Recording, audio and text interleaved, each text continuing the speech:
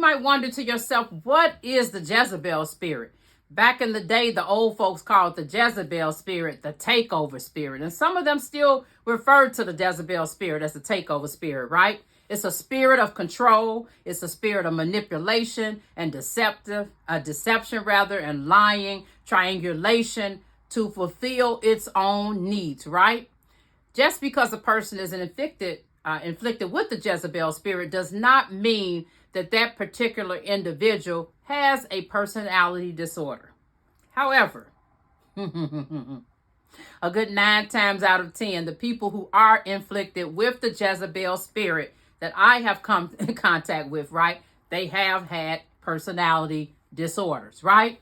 When you look at the Jezebel story, right, Jezebel was a hot mess. And even the scripture spoke of how evil she was and manipulative and deceptive, and how she egged on her husband, King Ahab, right? They were a hot mess couple together in scripture. And the thing about it is that she planned and plotted the death of Naboth over his vineyard. But it was, you would think that, okay, she planned his death in order for her to give to her husband, King Ahab, what he wanted. But it wasn't about what King Ahab wanted. It was all about Jezebel and her agenda, right? To kill the prophets of God and the people of God, right?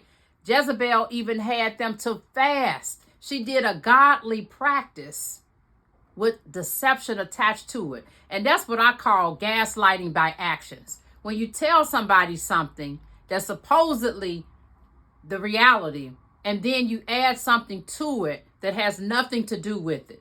So she told them to find 2 wicked men who would go and lie falsely, right?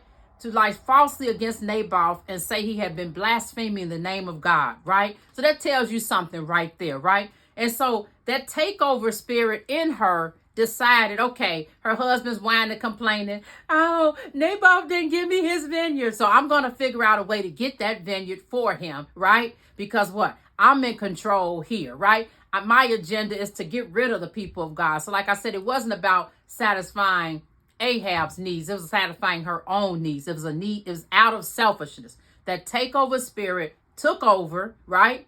Took over his signet and everything he used to sign documents, and signed all of his documents, sent them out while he sat there like boo-boo the fool and did nothing, right? And she asked 2 people to falsely testify against Naboth